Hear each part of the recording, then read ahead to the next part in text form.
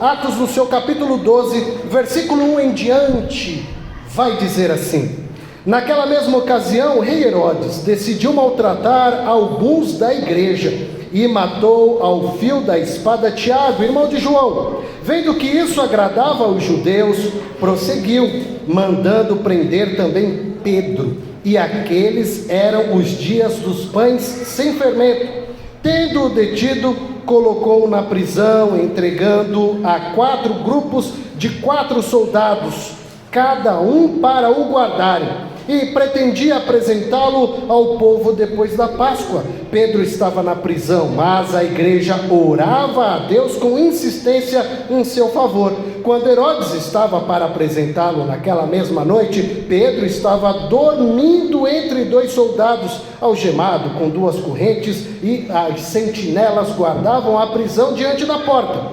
De repente, veio um anjo do Senhor, e uma luz resplandeceu na prisão. E ele tocou ao lado de Pedro e o despertou, dizendo: levanta-te depressa. E as algemas caíram dos seus pulsos. E o anjo ainda lhe disse: coloca as tuas roupas e calça as sandálias. E ele assim fez. E disse-lhe mais: põe a tua capa e segue-me. Ao sair, Pedro seguiu, sem compreender o que estava acontecendo por meio do anjo, se era real, pois pensava tratar-se de uma visão. Depois de passar pela primeira e a segunda sentinelas, chegaram à porta de ferro que dá para a cidade, que se abriu sozinha para eles, e saindo, desceram uma rua, e logo o anjo afastou dele. Então, caindo em si, Pedro disse: agora sei que de fato o Senhor enviou o seu anjo e me livrou da mão de Herodes e de toda a expectativa do povo judeu. Depois de refletir dessas coisas,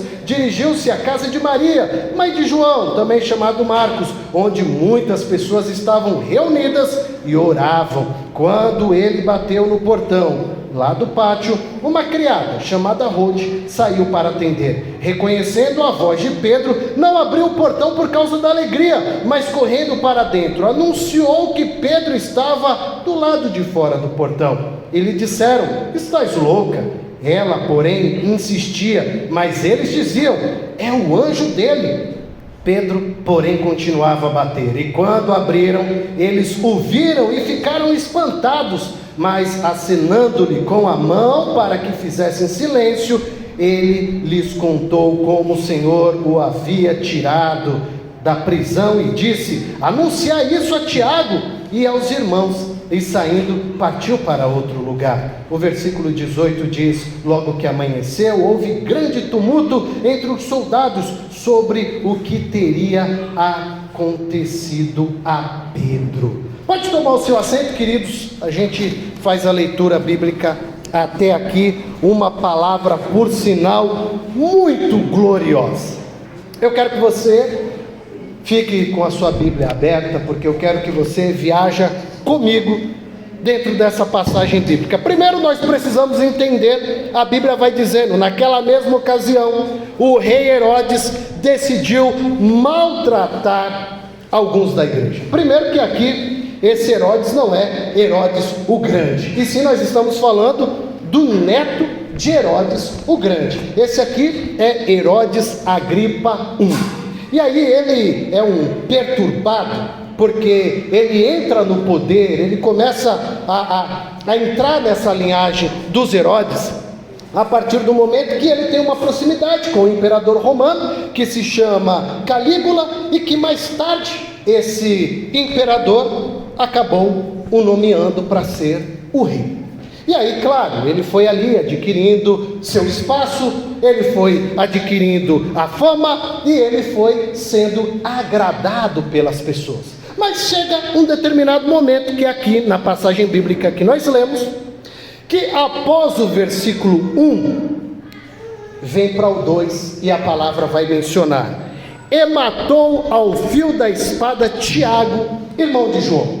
De repente, bate aquela loucura em Herodes. Primeiro, perseguindo a igreja, e ele achando que isso estava maravilhosamente bem, a partir do momento que ele começa a perseguir a igreja. Segundo ponto que a gente vê aqui, ele matando um homem de Deus, uma pessoa que fazia parte da casa de Deus.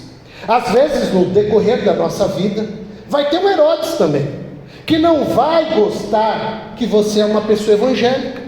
Sabe aquela pessoa que torce o nariz? Lá vem o crente, lá vem aquele crentinho aí, aquela crentinha, e começa a zombar de você. E essa pessoa vai achando que essa zombaria que está fazendo da sua pessoa, que está agradável, porque às vezes as pessoas que estão ao redor estão sorrindo, e estão falando, é verdade, olha lá, e estão concordando. Mas deixa eu falar para você uma palavra de Deus: aquele que zomba de você, aquele que está dando risada da sua cara, vai cair por terra, porque aquele que está querendo denigrir o nome do Senhor, ele não sabe com quem ele está mexendo. Porque a partir do momento que aquele que mexe com a menina dos olhos de Deus, aí esse vai ter muito sério com Deus. Assim a gente vê a Bíblia. A partir do momento que a gente começa a perceber que esse homem está todo feliz, olha, estou perseguindo a igreja, agora eu mato Tiago. Aí vem aqui o versículo 3, vendo que isso agradava os judeus. Olha como ele vai se sentindo: puxa, o que eu estou fazendo está sendo legal, as pessoas estão gostando, agora eu vou pegar o líder da igreja. É igual, de repente, aparecer alguém aqui e querer pegar um pastor. E qual é a mentalidade? Se eu tiro o pastor, o culto acaba, a obra de Deus para. Porque Pedro, nesse período, ele tem uma grande relevância. Pedro, ele é muito conhecido, Pedro é homem de Deus. Então você começa a perceber, olha a perseguição. Mas o que me chama mais atenção nesse texto é que Pedro, ele sabe em quem ele serve, em quem ele confia, em quem ele acredita. Às vezes, pastor, eu fico pensando, tem pessoas que estão sendo afrontadas, estão sendo insultadas, estão preocupadas, começam a se preocupar: puxa, mas olha o que aquela pessoa está fazendo comigo. Aqui, quando você começa a olhar a palavra de Deus, Pedro está deixando o barco levar. Porque a partir do momento, ele entende como líder que a igreja está passando por uma perseguição. Cedo ou tarde ele vai imaginar: uma hora essa bomba vai explodir no meu colo, porque eu sou o líder. Mas aí de repente chegou a vez de Pedro. Mas dentro disso, a Bíblia vai demonstrar que essa prisão, ela foi feita nessa época. A Bíblia até fala, né? E aqueles eram os dias dos pães sem fermento. O que isso significa? Estava no período da Páscoa. Ali não podia fazer nada. Então ali o rei não podia, mas ele disse: 7 dias eu deixo preso, depois que passar a festa, eu mato Pedro. E aí talvez na cabeça dele: olha a glória, olha o meu nome como é que vai ficar, porque eu estou agradando. E às vezes tem pessoas que estão tramando nas nossas costas, tem pessoas que na nossa frente está dizendo: conta comigo, eu estou com você, eu estou orando junto com você. Mas por trás não está orando nada não, por trás está invejando, por trás está querendo tomar o teu lugar. Mas aí é o segredo de você não se preocupar, porque há uma diferença de quem serve a Deus e há uma diferença de quem não serve a Deus. Há uma diferença de quem tem Deus na sua vida e há uma diferença de quem diz que tem Deus na vida. Porque aqui eu já começo a ver uma brutalidade em cima da pessoa de Pedro. Se você reparar a Bíblia, no versículo 4, vai dizer: tendo-o detido, colocou na prisão, entregando a 4 grupos de 4 soldados. E se você prestar bem atenção aqui na palavra, existiam 16 homens para olhar Pedro. Primeiro que, quando eu começo agora a ver a cena de Pedro, todos os presidiários, na época, assim como hoje, ele tem uma roupa. Mas olha o ponto que fizeram com Pedro: tiraram a roupa de Pedro, deixaram literalmente ele pelado. Chegaram ao ponto de colocar 16 homens ao lado dele, para poder proteger, porque está falando de um líder. E olha o ponto que chega: leva Pedro, e antigamente as correntes, os presídios, ou eram de baixo para cima a corrente, ou ela era fixada da parede para baixo, mas colocaram 2 presas em Pedro. Então ele tinha ao total quatro correntes, 4 presas, justamente na cabeça deles para dizer: daqui ele não vai sair, porque está bem preso. Mas o que me chama mais a atenção, que a Bíblia, ela vai descrever, versículo 5, Pedro estava na prisão, mas a igreja orava. Aleluia! Olha a diferença no meio de tudo isso, o poder da oração. Tem muita gente que está deixando de orar, tem muita gente que está correndo atrás de pessoas, mas esquecendo de correr atrás de Deus. Tem muita gente que está confiando em homens, mas não está confiando em Deus. Tem muita gente que está acreditando: o homem disse que vai fazer, mas está esquecendo o que Deus disse que vai fazer. E aí no meio disso, acaba às vezes se questionando: mas por que está dando errado? Mas por que eu não estou conseguindo? Em quem você tem confiado? Aonde está o seu coração? Em Deus ou no homem? Porque a Bíblia, quando descreve aqui, Pedro estava na prisão, mas a igreja orava a Deus. Então aqui eu já começo a entender uma situação. Pedro está preocupado? Não, ele não está preocupado. Ele tem Deus na vida. Quem tem Deus não se preocupa, de verdade. Eu fico às vezes pensando, pastor, quando uma pessoa que diz que é cristã, é uma pessoa que lê a Bíblia, é uma pessoa que está na casa de Deus, mas na hora que o mundo está acabando, ela se desespera. Eu não consigo entender. Porque a Bíblia, ela vai demonstrar para nós, de Gênesis a Apocalipse, o Deus que nós servimos, o Deus que tem poder no céu e na terra, o Deus que controla todas as situações. Mas aí de repente a gente se desespera. Meu Deus, se a Bíblia está demonstrando em quem eu tenho que confiar. Começamos a ler Salmos 125, os que confiam no Senhor. Olha a confiança. Se eu confio em Deus, por que eu vou temer?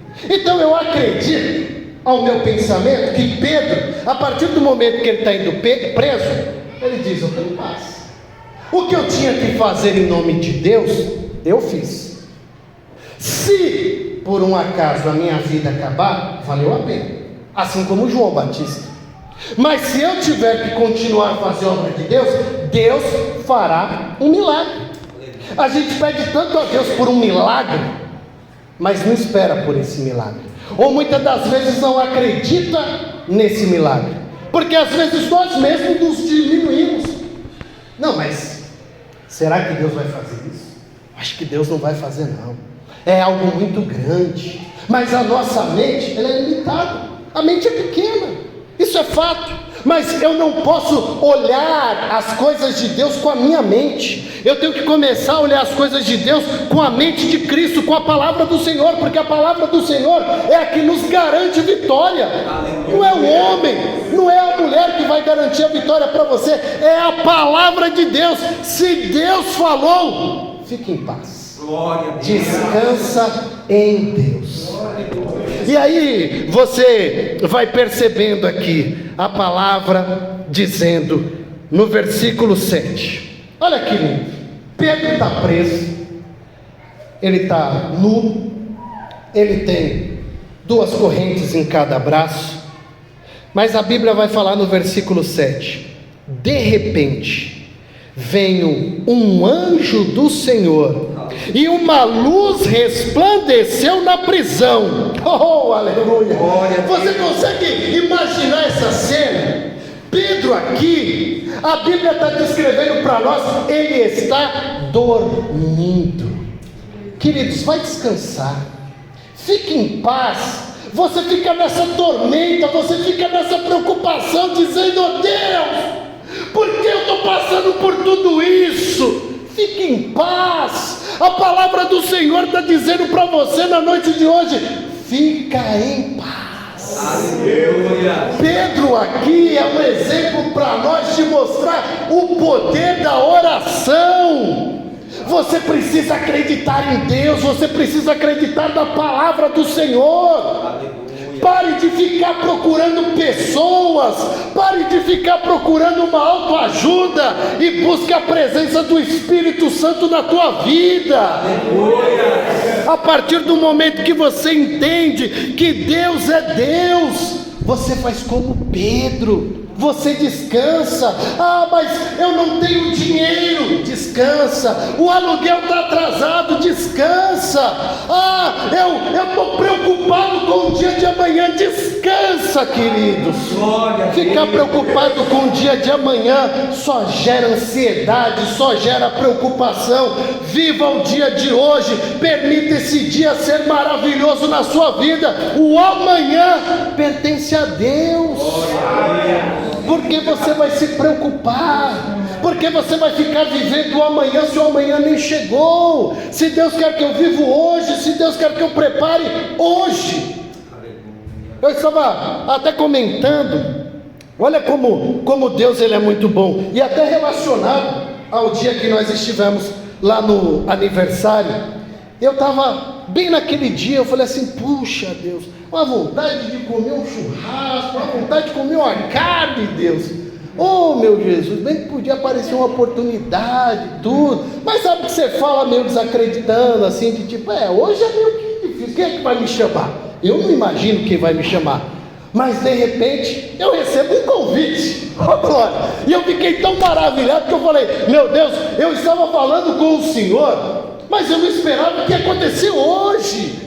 Então veja que às vezes nas simples coisas, Deus ele trabalha ao nosso favor. Imagine algo que seja grande, imagina algo que seja o impossível.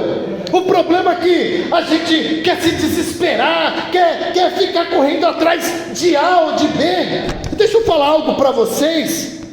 O meu irmão, também um pastor, e ele ficou internado no hospital, pegou uma bactéria, estava viajando aí pelos países, e pegou uma bactéria, ficou na UTI, 101 dias em coma. E nessa eu me lembro muito bem, um hospital municipal, eu acredito que aqui deve ser igual, que todo dia tem um médico, e lá são 7 médicos, eu sou de São Paulo, e o primeiro médico, olha, seu irmão está desenganado, ele vai morrer. O segundo médico, o terceiro, o quarto, o quinto, até que chegou no domingo, e no domingo era uma médica e ela falou, olha, você já deve ter ouvido a semana toda que o seu irmão vai morrer, a gente não tem mais o que fazer.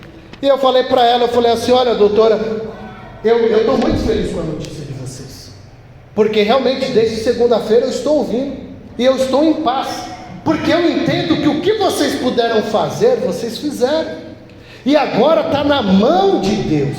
E ela falou, nossa, você fala com uma calmaria, eu não quero que amanhã você bata lá na minha porta, na hora que o seu irmão morrer. Eu falei, não, fique em paz, eu não vou bater na sua porta, porque eu entendo uma coisa, se ele viver, é para a glória de Deus, mas se ele morrer, também é para a glória de Deus. Quando a gente entende que Deus ele está no controle, Deus ele trabalha. O problema, e durante esses 101 dias eu vi isso, as pessoas querem ir contra a vontade de Deus. Então quando a gente recebe uma notícia, a gente quer ali brigar com Deus e falar, eu não aceito Deus. Mas quem somos nós? O filho para brigar com o Criador? Se Deus é quem vai controlar, se Deus é quem vai dizer, e a Bíblia vai mostrar isso, a chave da vida e da morte está nas mãos de Deus. Porque eu quero encontrar.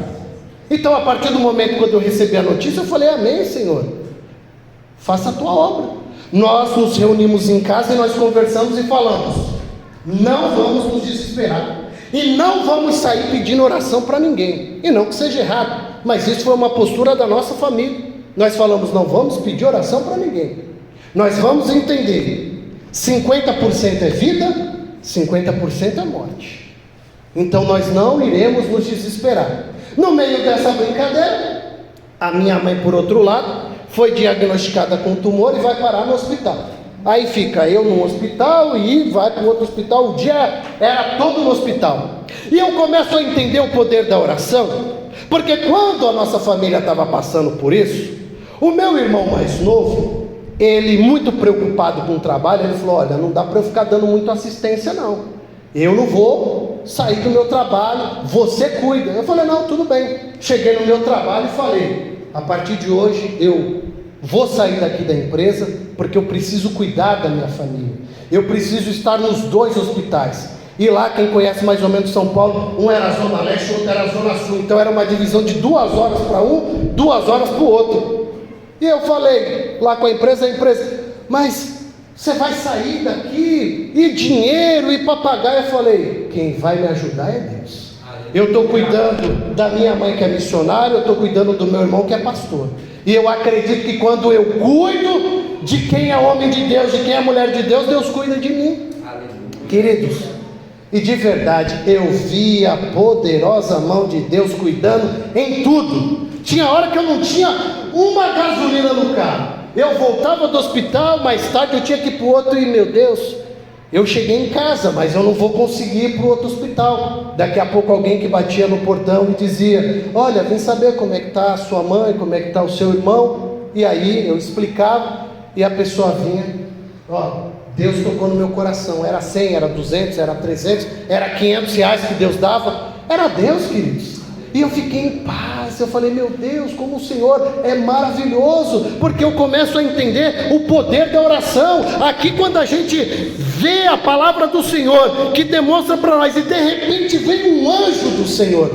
Pedro está lá, dormindo, quietinho, um dia antes, e olha, o anjo chegando e dizendo, Pedro, bota uma roupa aí, porque agora a gente tem que sair. Eu acho que ele estava naquele sono, aquele soninho gostoso, que às vezes a gente acorda assim, e não sabe se está acordado, se está dormindo, se está sonhando, se está vendo. E aí só no dia seguinte, né, a gente para e fica pensando, meu Deus, mas aquilo que eu fiz, eu estava dormindo, eu estava acordado. Então eu acredito aqui que era o que Pedro estava vivendo naquele momento. Mas aí a gente começa a ver a mão de Deus. A mão de Deus que faz ali as correntes caírem, faz Pedro ter uma roupa. Olha, você consegue imaginar? Se você parar para pensar, se todo mundo tem uma roupa, e ele é o cara que não tem roupa, da onde saiu essa roupa? Da onde saiu essa roupa? É Deus. Você começa a entender? Porque você acorda e de repente, olha, tem uma roupa aqui. Então o que o anjo está fazendo, amando de Deus, Deus está colocando tudinho ali, para que o homem de Deus faça aquilo que Deus está dizendo, e aí ele sai. Mas você consegue entender que nesses dias, Pedro, enquanto está aqui orando, está preso, está descansando, do outro lado tem alguém que está orando, tem alguém que está clamando, tem alguém que está dizendo, Deus, faça a obra, Deus, muda, Deus, nós acreditamos. Então, você acha que ninguém está orando por você, que você é a única pessoa que ora por você? Não, a igreja está orando por você, o pastor está orando por você, a sua família está orando por você, as pessoas estão orando por você. E eu aprendo uma coisa, todos nós que oramos, todos nós que falamos com Deus, a gente consegue colocar um depósito no céu, e são nessas horas que a gente vai recorrer a Deus. Tem gente que não ora a Deus, tem gente que não lê a Bíblia, tem gente que não preenche o coração com Deus, mas quer ter depósito com Deus. Você já viu o banco te dar um dinheiro se você não deposita nada? Não tem como. É Deus querer te abençoar, você sendo rebelde, você sendo um Raimundo, pé na igreja, pé no mundo, você sendo alguém que não tem comprometimento com a palavra de Deus. Como Deus vai te abençoar? Não tem como Deus te abençoar, porque você está vazio. Porque ainda quando nós nos esvaziamos de nós para receber de Deus, tudo bem, mas tem gente que está recebendo é o capeta na vida, tem gente que está recebendo é o inimigo. Eu estava comentando hoje no programa de rádio justamente isso. A gente faz um programa na Rádio Cidade todos os dias, das 13 às 14 horas, já fazer uma propaganda aqui para o pessoal que quer ouvir uma palavra de Deus, quer ouvir louvor. Rádio Cidade 95.9, das 13 às 14. E hoje justamente eu estava falando isso, como nós queremos chegar até o céu, como nós queremos chegar até a Deus, se meu coração está vazio. E a Bíblia vai demonstrar para nós que só existe um caminho que leva para o céu. você tem dois caminhos, ou talvez você tenha até mais caminhos, mas nenhum desses caminhos te levarão a Deus. As pessoas estão brincando no dia de hoje, esse negócio de crente, esse negócio de céu, esse negócio de inferno, isso aí nem existe. Eu já ouvi muita gente falar isso, mas quando o olho fecha, e o Evangelho de Lucas vai demonstrar isso, que havia um homem pobre que era um mendigo, mas você tinha um homem rico, soberbo, que estava lá curtindo a vida, curtindo a sua riqueza. A passagem que a Bíblia nos mostra, Lázaro e o rico. Mas de repente a morte chegou, e a palavra do Senhor vai dizer no Evangelho de Lucas, no seu capítulo 6, versículo 20: insensatos, loucos, essa noite pedirão a tua alma, e o que tu tens, e para quem será?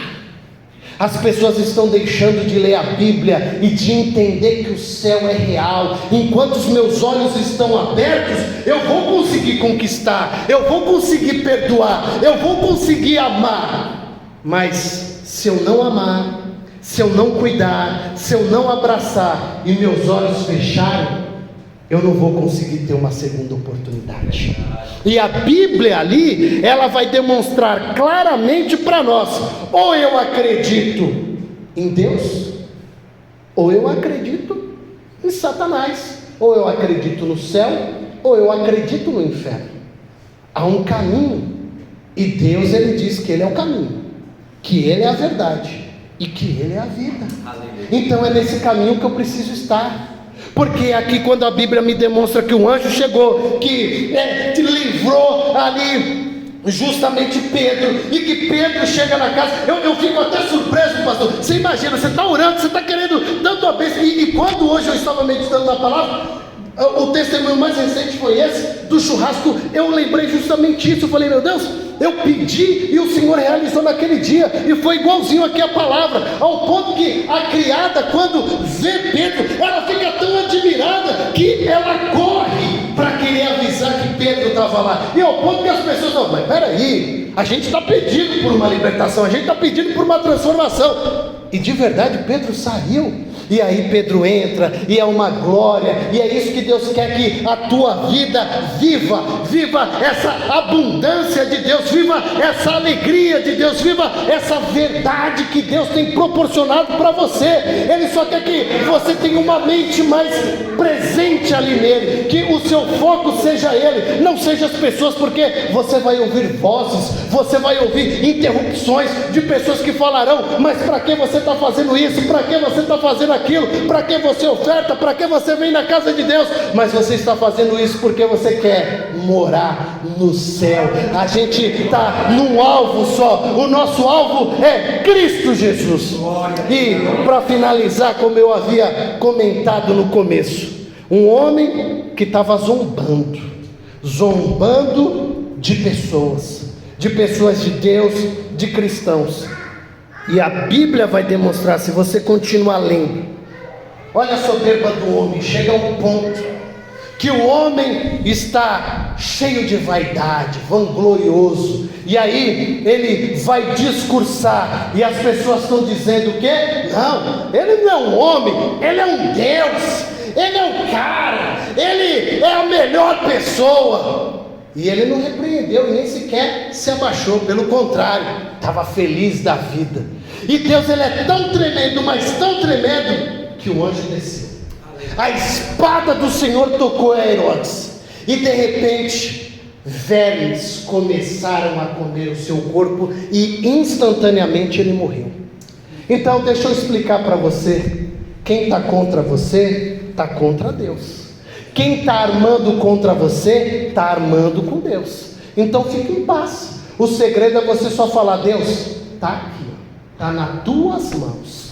O Senhor que vai trabalhar, o Senhor que vai pelejar, o Senhor que vai fazer justiça. E fique em paz. Você vai ver a mão de Deus sobre a tua vida. Queridos, Deus abençoe. Obrigado pela oportunidade. E dê uma linda salva de palmas para o nosso Deus.